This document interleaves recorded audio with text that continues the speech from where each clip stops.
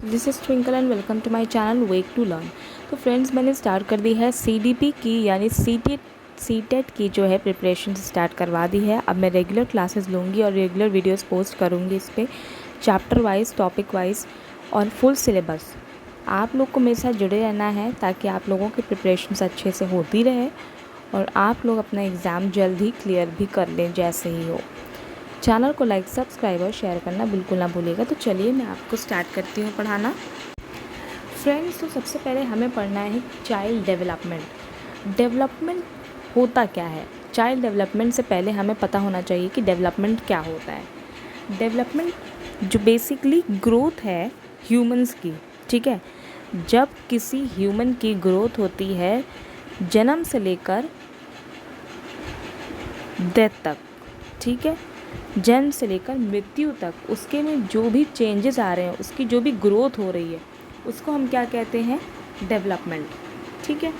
अब वो डेवलपमेंट कैसा भी हो सकता है। द डेवलपमेंट कैन बी, अब देखिए यहाँ पे डेवलपमेंट जो है सोशल, परसेप्चुअल, पर्सनालिटी, इंटेलेक्चुअल हो सकता है, फिजिकल हो सकता है, इमोशनल हो सकता है, ठीक है। ये इस तरह की ग्रोथ होती है फ्रॉम कंसेप्शन यानी कि बर्थ टू डेथ, ठीक। अब चाइल्ड डेवलपमेंट क्या होता है? द चाइल्ड डेवलपमेंट जो होता है वो इंक्लूड करता है किस तरह से वो बच्चे की ग्रोथ को स्टडी करता है, कि बच्चा पैदा होता है और उसके एडोलसेंस तक किस तरह से वो उसकी जो साइंटिफिक स्टडी होती है कि उसमें क्या ग्रोथ हो रहे हैं, क्या चेंज हो रहे हैं एक बच्चे में, उसके जन्म से लेकर उसके बड़े होने तक का। तो चाइल्ड डेवलपमेंट बेसिकली वही होता है, ठीक है। यहाँ पर इसका मेन पॉइंट ये है, ये देखिए, child development is a field that involves the scientific study of patterns of growth and stability. ये जितना भी है ये इम्पॉर्टेंट है। इसके मैं नोट्स भी प्रोवाइड करूँगी आप लोगों को टेलीग्राम पे, आप लोगों को कमेंट सेक्शन में कमेंट करके बताना है।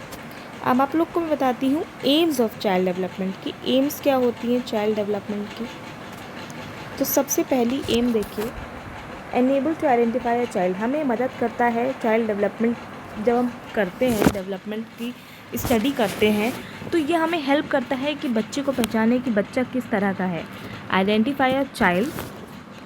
Then next is to enable us to build a picture of child's progress for a particular period of time.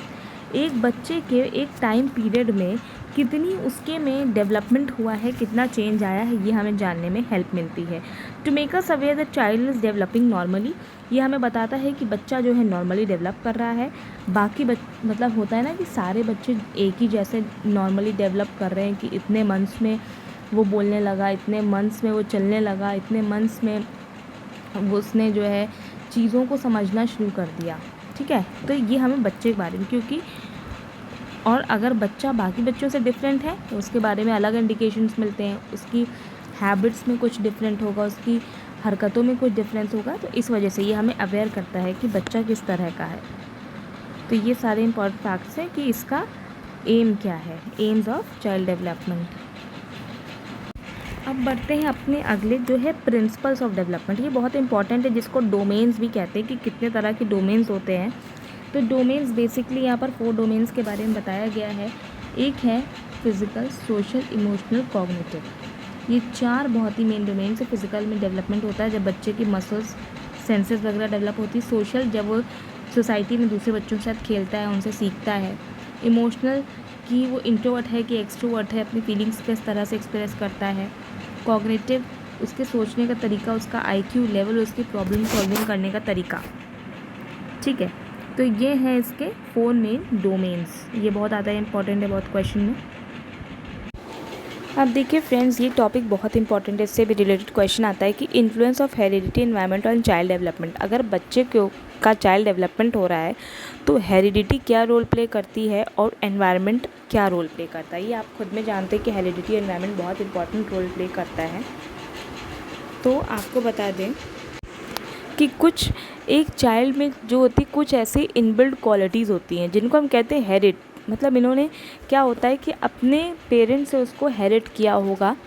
तो कहीं ना कहीं कुछ चीज़ें ऐसी होती है जेनेटिकली बहुत इफ़ेक्ट करती है बच्चे पे कि उसकी जो है बचपन से ही वो आदत होती है, कहीं ना कहीं वो आदत पेरेंट्स में होती है या उसके फैमिली मेम्बर में होती है, तो कहीं ना कहीं वो बच्चे पे इफ़ेक्ट करती है। एनवायरनमेंट क्या इंपॉर्टेंट रोल प्ले करता है बच्चे के डेवलपमेंट में, आपको सभी को पता है। अगर हम बच्चे को सोसाइटी में इंगेज कराते हैं, ठीक है, अगर उससे हम कहते हैं कि आप जाके बाकी बच्चों के साथ खेलो पार्क वगैरह में, तो ये एनवायरनमेंट क्या रोल प्ले कर रहा है, हमारा एनवायरनमेंट जो पार्क का एनवायरनमेंट होगा वो भी अच्छा होगा, वहाँ के बच्चे भी अच्छे होंगे और उनके साथ खेलेगा तो हमारा बच्चा क्या होगा और ज़्यादा अच्छे से ग्रो करेगा।